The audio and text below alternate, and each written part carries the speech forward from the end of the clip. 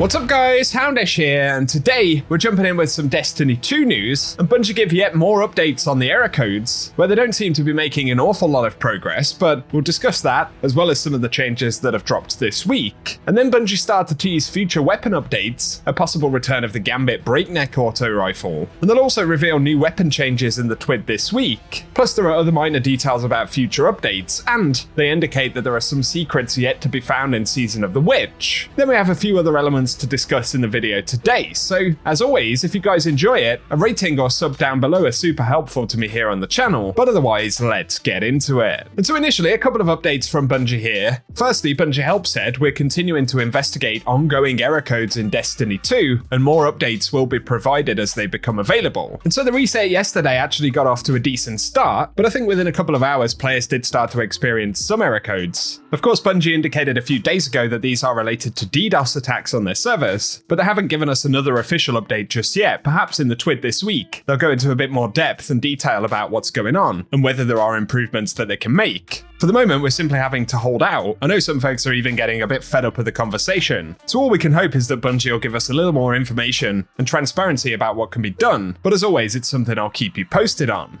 Another quick update from Bungie here, and they said, we're continuing to investigate a fix for the issue causing some players to be unable to complete SMS verification. This is related to verifying Bungie accounts, and they've said as a workaround, players who encounter a verification error are advised to ignore the error and submit their received code via the I already have a code option. So if that is something that's affecting you, be sure to keep it in mind. Otherwise, this week we got a more significant update to the game than we were expecting, and Bungie say players now have a chance to earn Iron Banner Engrams at the end of every Iron Banner match, and wins have a higher drop chance. I believe that update is coming out ahead of the returning Iron Banner, which we'll probably see next week. They also interestingly confirmed that there was never a third chest to find inside of the Crota's End raid. Of course, one of the triumphs told players to find all 3 secret chests, but Bungie have updated that triumph to require 2 chests, as according to them there was never a third chest. Not sure how that mistake happened. Perhaps at some point in development there was going to be a third chest and then it simply never happened, or it got scrapped or something. But they also said they fixed an issue where Necrochasm's cursed Thrall arc explosions dealt less damage than intended to targets. And according to Admiral Sirius on Reddit, the Cursebringer explosions went from around 32,500 damage to 42,500 damage, so that's around a 25% increase overall. I haven't got my Necrochasm yet, as I was away when they buffed the drop rates for Oversouls last week. So for any of you guys who have the weapon, let us know whether you think it's feeling any better following that fix. Up next though, another news updates and something to look out for later on this week, but the Destiny 2 team on Reddit did tease we have some new weapon adjustments coming in the near future. Look for a preview in this week's TWID. So if you're wondering what we should be on the lookout for later on this week, Bungie will outline more weapon tuning, and given the timing right here, it's likely that these are going to be some changes coming up in the mid-season patch for Season 22. So that could be pretty interesting, and I'll be sure to keep you posted on Thursday. Something else that Bungie teased though, and a user posted to Reddit requesting that Bungie add the Breakneck back to Gambit but with random rolls. They also said it feels like in general, Gambit lacks desirable weapons to play the game mode for compared to Crucible or Vanguard. And the Destiny 2 team replied with the eyes emoji, which of course indicates a couple of possibilities, either Gambit getting more weapons in future updates, or a specific tease right there to the Breakneck auto rifle returning with random rolls in the future. So I would probably only expect a reply to that if Bungie actually had a plan along those lines. More than likely that is something that we'll see in a future season though, but it does at least indicate more weapon updates coming down the road. They also teased something related to the Thorn Catalyst that they revealed the other day, and of course they showed an image right here for the Catalyst, and we can see that the perk grants bonus range and stability, and dealing a final blow or absorbing a remnant grants additional increased weapon range, as well as increased mobility and handling for a short time. But someone had posted, I was hoping for something that'd help in PvE, maybe remnants can overflow the mag. And once again, the Destiny 2 team replied with the eyes emoji right there, indicating that possibly that will be a function that the Catalyst will have, even though it wasn't in the description they showed on the image the other day. So a bunch of little weapon teasers right there, but of course when we get more information in the TWID this week, I will be sure to keep you guys posted, so stay locked right here on the channel. Something from the last weekly update from Bungie though, and in relation to Savathun's Spire, they say you've explored so much that you've discovered its deepest secrets. The mystical arcane chambers where Savathun turned trickery into power, you're free to explore, but try not to become a victim of your own and curiosity. They also said pay extra attention as you make your way through Season of the Witch starting this week, Guardians. Some surprises are still waiting to be uncovered, and not all of them are easy to spot. So again, a bit of a teaser right there. It doesn't directly confirm anything, but it does indicate the possibility that yet more secrets are remaining in the game and haven't yet been discovered.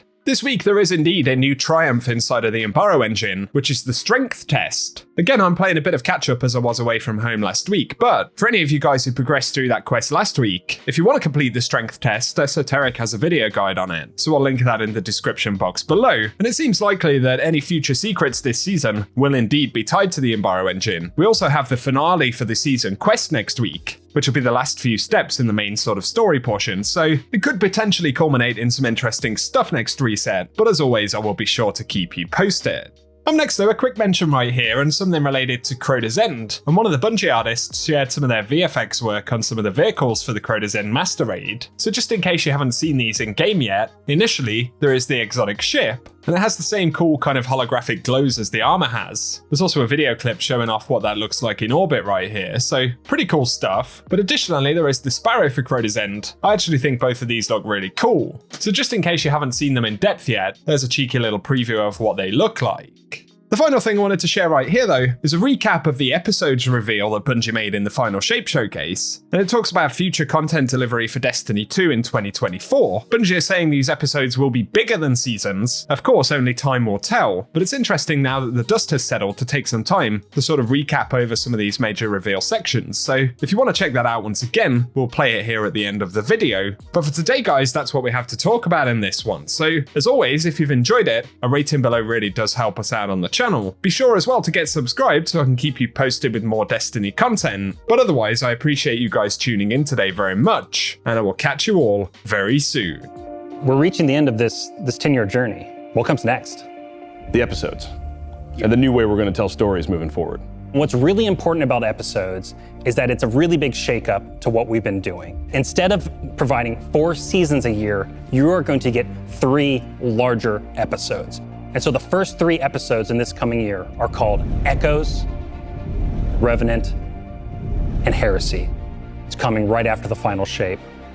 And the theme for the year is going to be all about the consequences and aftermath of the final shape. I think what's really the cornerstone of the episode model that we're building is the 3-act structure. The acts act as these anchors for us to introduce new weapons, new artifact mods, new activities. There's gonna be new missions coming around the core. There'll be new story moments in every single one of these acts. We're actually providing more cinematic styled experiences throughout the final shape year and the episodes with it than any of the seasons we've ever developed before. These new stories are actually playable as standalone. Like each episode is something you can experience, whether you've been playing Destiny for 10 years or this is your first one.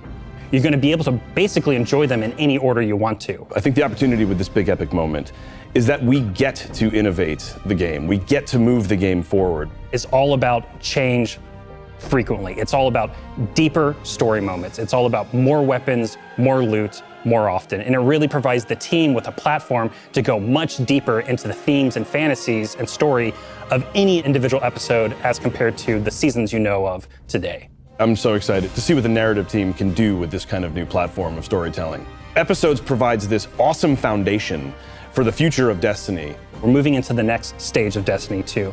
I think some people look at the final shape and they think Destiny 2 is coming to the end. And in many ways, it's the opposite.